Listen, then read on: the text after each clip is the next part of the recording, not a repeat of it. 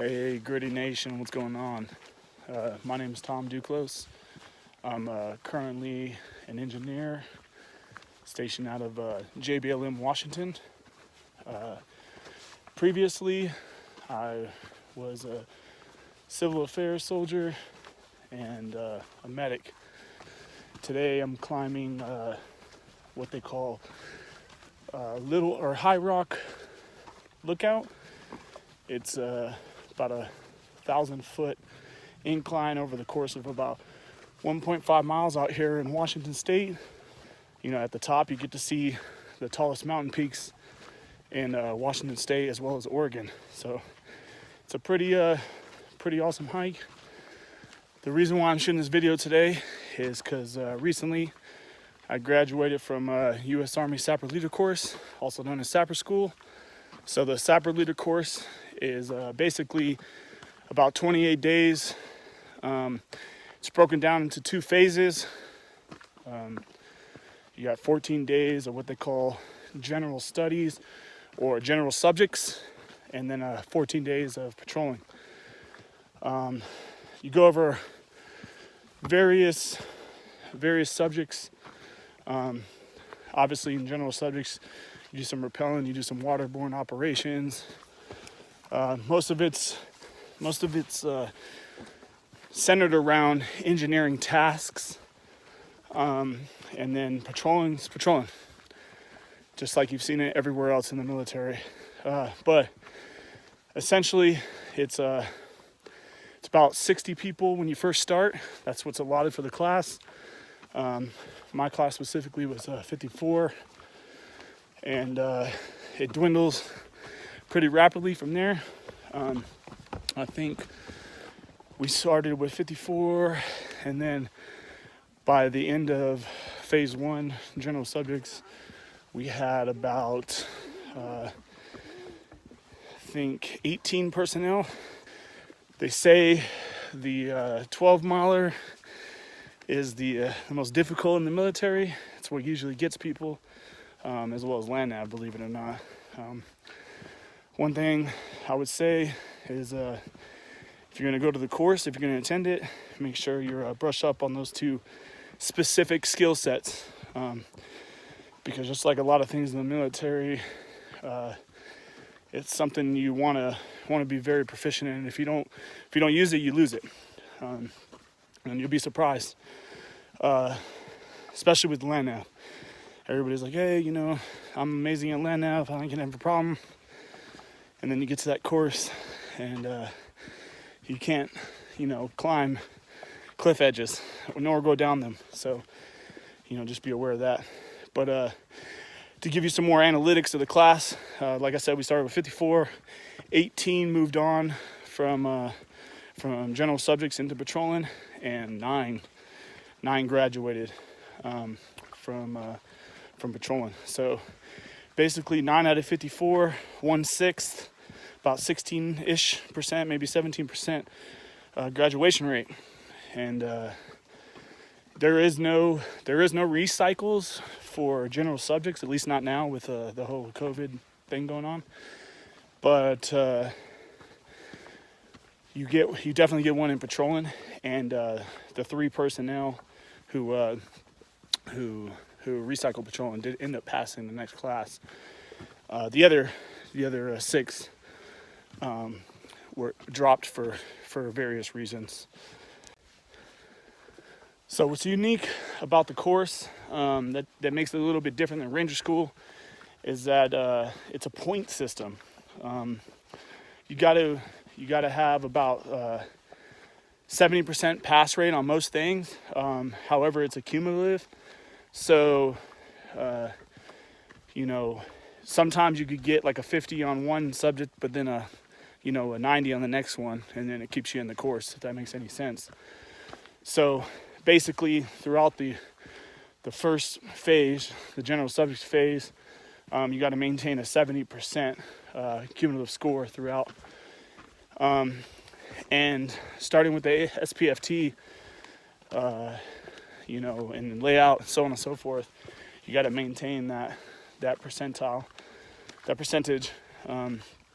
throughout the duration in order for you to move on. So essentially, what makes it unique is you may get to the end of general subjects and you passed everything, all graded events, but you didn't make the 700 points and you get dropped. I've heard the whole which one's harder thing. Ranger School, Sapper School. You're going to hear that debate for the rest of your career. To simply put it, Ranger School is a marathon, and Sapper School is a sprint. Gear. So gear is a big deal. Obviously, there's a packing list. You got to have minimal requirements. There's some optional requirements. One thing you got to keep in mind is that you kind of want to set yourself up for the most success that you possibly can. One thing that I did is I brought an extra set of boots. How they recommend that. So whereas 3 are on the packing list, I brought 4 just in case. There's a 3-day period of time where you're literally at the Lake of the Ozarks and you're doing waterborne ops in some form of capacity for 3 days straight, and you're getting in the water. So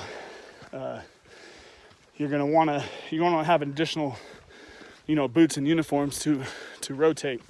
I had the Bellevue C320s, really lightweight, very, very comfortable, and the Garmont Bifidas. Those are the 2 that I rotated out. That combination was perfect for me. I used the Bellevues on days where I had to run in uniform and do activities that required, long distance anything, and the Bifidas for patrolling. Day to day in the Sapper Leader course, just like Ranger School, you're constantly getting assessed, right? You love it. People are always watching you. Your come togetherness, your team cohesion, that's everything. Constantly, do we hear from the cadre, hey, this class and that class, or your class, if you work together, it's only beneficial. Cadre talk, and they can make it difficult for you if you're worried about those type of things. But the reality is if you're a team player, you work hard, you treat it like it's real, you're constantly doing the right thing. There's no problems. You're not gonna have any issues. You have a 6-mile run on Car Wash Hill. That's what they call it. It's because you pass by a car wash on the hill. Then you got a 5-mile run, the Sapper course 5-mile run. It's just up and down, up and down, up and down. Got a couple other physical event, 3-mile run in boots, countless rucks, but the one that's graded for points is that 12-miler. And then, every day you're doing something that revolves around points.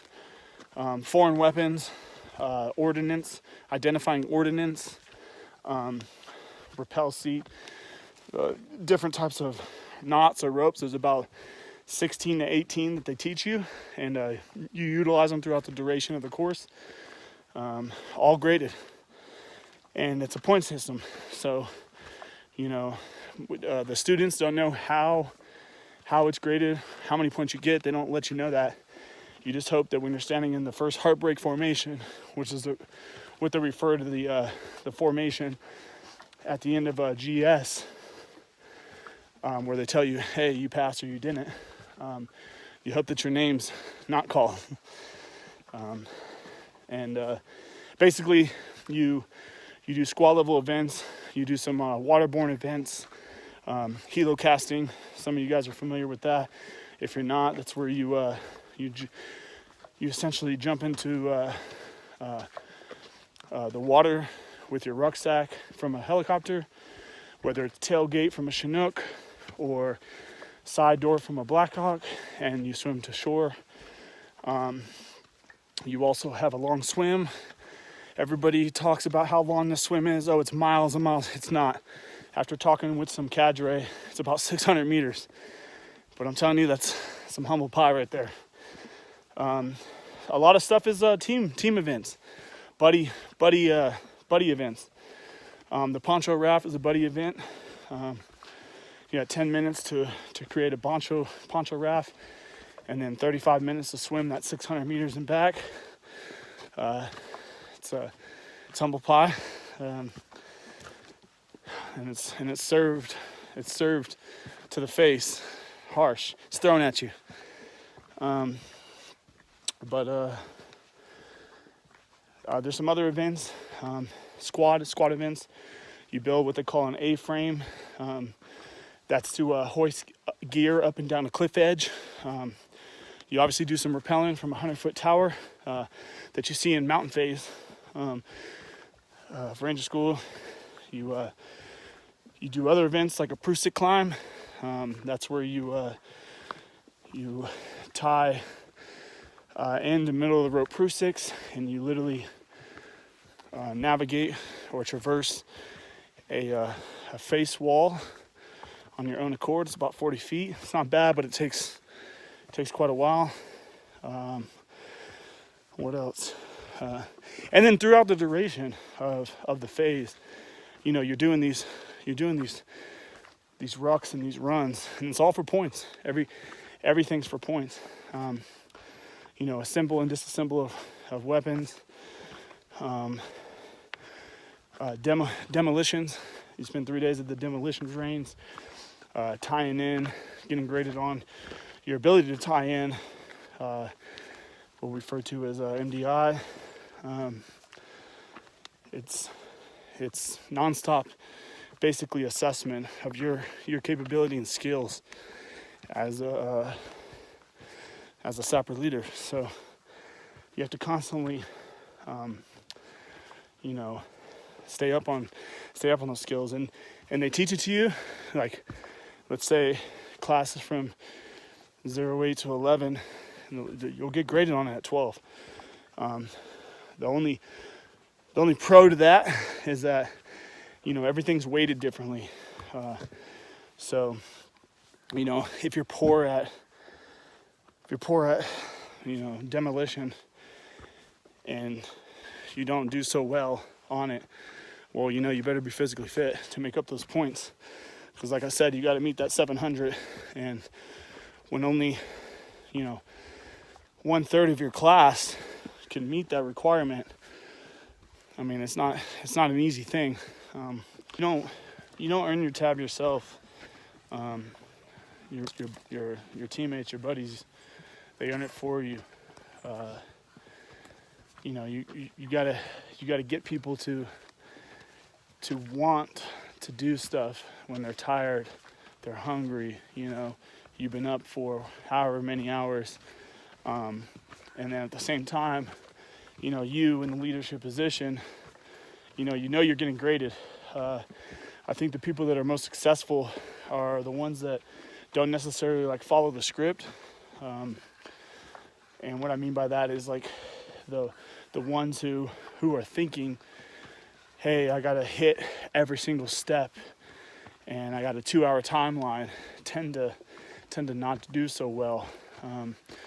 The ones that are most successful are those that have to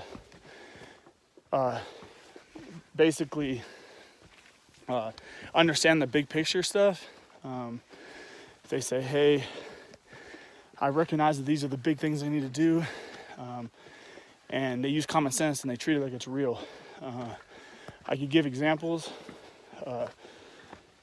such as your squad leaders who are are entrusted to put the weapon systems in place, and you're out in the middle of nowhere and they can't see the objective. They tend to try to play the game like they're knocking out the checklist, oh, did I in place my support by fire? Check. Did I set my TRPs, check, that type of situation. They tend not to do well. It's those that understand, hey, you know, if I'm 100 meters from this objective, or I'm 200, whatever. I need to not get caught, not get seen. Treat it like it's real. Those are the people that are most successful. So what did I do to train and prepare to go to Sapper leader course? So one of the things I did was I looked up what the gated events were going to be, and I realized that they're the typical events. You know, you have your 12-miler, your 5-mile run, your 6-mile run, your 3-mile boot run, you know, your SBFT, the typical things you have to do while you're in. And so I looked at that. So I trained and I weightlifted for those things. Taught myself every week to get better and better. I try to pick the hardest terrains that I possibly could, or the most difficult ones, I should say. So that way, you know, I would be kind of in line or get as close to as I could for the terrain at Fort Leonard Wood.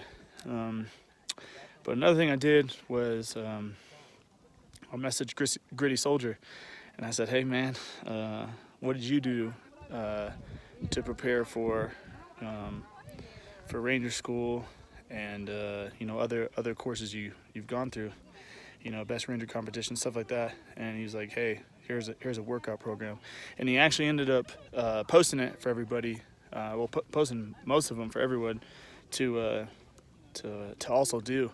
And honestly, that's what set me apart, man. I worked heavily on legs and core, and because that's the focus of the cadre trying to break down your body. But that's what helped me get through it. All right, everyone, I basically made it to the top. That's Mount Rainier in the background. You know, I'm sure I forgot a few things. If you have questions, feel free to ask. But hey, it's all about inside. Remember that. So stay gritty, guys.